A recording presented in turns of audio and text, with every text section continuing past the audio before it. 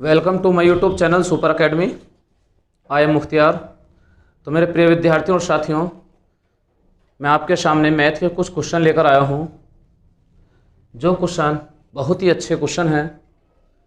यानी कि क्वेश्चन ऐसे क्वेश्चन हैं जो आज की क्लास में बिल्कुल धुआं करने वाले हैं। ठीक है, तो चलते हैं, क्लास को शुरू करते हैं। जिस भाई या बहन ने अभी तक चैनल को सब्सक्राइब ना किया हो, प्लीज़ चैनल को सब्सक्राइब कर लें, बेल आइकन के बटन को ऑल कर लें, ताकि आने वाली वीडियो का नोटिफिकेशन आपको समय समय पर मिलता रहे। ठीक है, और वीडियो को लाइक भी कर दें।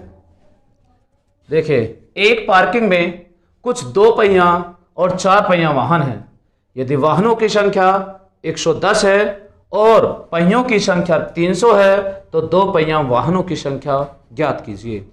तो मैं आपके इसके 4-5 तरीके होते हैं करने के। सबसे आसान तरीका मैं आपके सामने बताने जा रहा हूं।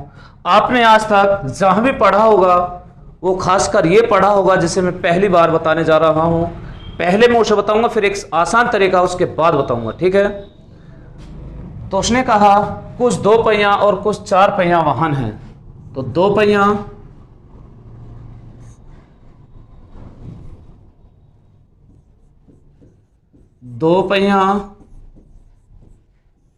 और 4 पहिया। उसने कहा है यदि वाहनों की कुल संख्या 110, मैं कहूं वाहनों की कुल संख्या 110 है। एक बार मान लो सारे के सारे वाहन 110 उसने दे रखी है। उसने एक बार टोटल उसने संख्या जो दी है वाहनों की वो 110 दी है। कितनी? 110। लेकिन 110 जो है ये कुल संख्या है वाहनों की। वहां अगर 110 वाहन है और मैंने कहा 110 के 110 वाहनों की अगर 2 पहिए हैं, तो टोटल पहिए हैं कितने पहिए हैं? 220। आगे बात समझ में? वहां टोटल 110 वाहन हैं। 110 अगर वाहन हैं तो सारे के सारे वाहनों के 2 पहिए मान लो, तो कितने पहिए हो गए? 220। एक बार मान लो सारे के सारे वाहन वहां 4 पहिए थे। कितने? 4। अगर 110 के 10 वाहन 4 पहियों वाले थे, तो टोटल पहियों की संख्या कितनी होगी? 440। मेरे प्रिय विद्यार्थियों, आ गया होगी बात समझ में? ये अगर ये बात समझ में आ गई, हमने इन वाहनों की संख्या को पहियों की संख्या में परिवर्तन कर लिया। किसमें? पहियों की संख्या में परिवर्तन कर लिया। और हमें उसने दे रखी है कि पहियों की संख्या टोटल 300 है। कितनी है? 300। उसे आप बीच में रख दीजिए और आप एलिगेशन लगा दीजिए। और एलिगेशन अब लगाएं तो घटा दीजिए 300 में से 220। अगर घटाएंगे तो कितना बचेगा मेरे प्रिय विद्यार्थियों? 80। कितना बचेगा? 80। 440 में से 300 घटा दें तो कितना बचेगा प्रिय विद्यार्थियों? 140। और आप इनका रेशियो बना लो, या आप इनको जब तक काटो जब तक इनकी संख्या वाहनों की संख्या के बराबर ना हो जाए। जैसे कि जहां भी 2 पहिया और 4 पहिए की बात आ जाए तो हमेशा जो घट के आए उसका हमेशा आधा कर दो। 2 सत्ते 14, 0 की 0, 2 चौका 8, 0 की 0। वहां हमारा आंसर अब यही है कि वहां 2 पहिया वाहन कितने हैं? 70। 4 पहिया वाहन कितने हैं? 40। तो देख लो 70 और 40 वाहन कितने हो गए ना 110, और 110 ही बताए थे। उसने पूछा हमसे क्या है, तो 2 पहिया वाहनों की संख्या ज्ञात करो। तो 2 पहिया वाहनों की संख्या कितने मेरे प्रिय विद्यार्थियों? 70। जो option 4 is the right answer. Clear? अब मैं एक आपके सामने बहुत आसान तरीका बताने जा रहा हूं, जो एकदम बिल्कुल पेनी फ्री क्वेश्चन है। देखिए अब कितना आसान तरीका है, और खासकर आपने आज तक पढ़ा भी नहीं होगा इतना आसान तरीका।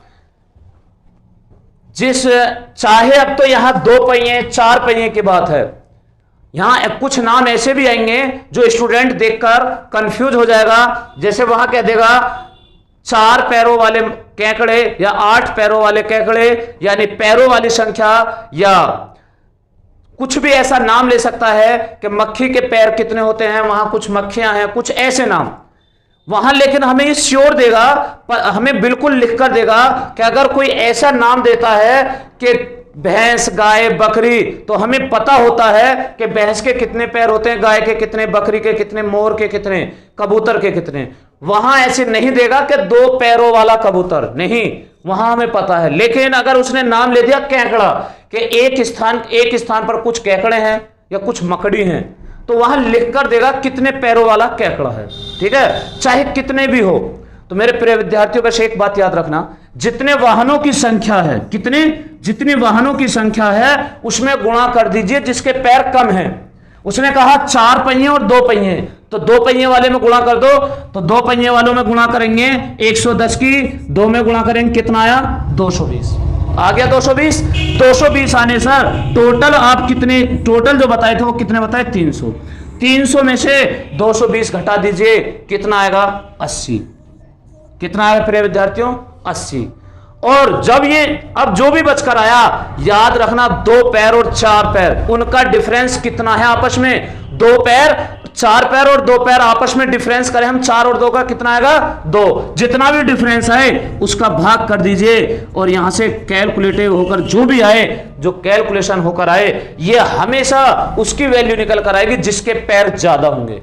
किसकी वैल्यू, जिसके पैर ज्यादा होंगे। तो इसका मतलब वहां 4 पहिया वाहन कितने थे, वहां 4 पहिया वाहन थे 40। अब बताइए 2 पहिया वाहन कितने थे, टोटल वाहन कितने थे 70। अगर टोटल वाहन 110 थे, 110 में से अगर 4 पहिया वाहन 40 हैं, तो 2 पहिया वाहन मेरे प्रिय विद्यार्थियों कितने हैं 70। कितने हैं 70। क्लियर है।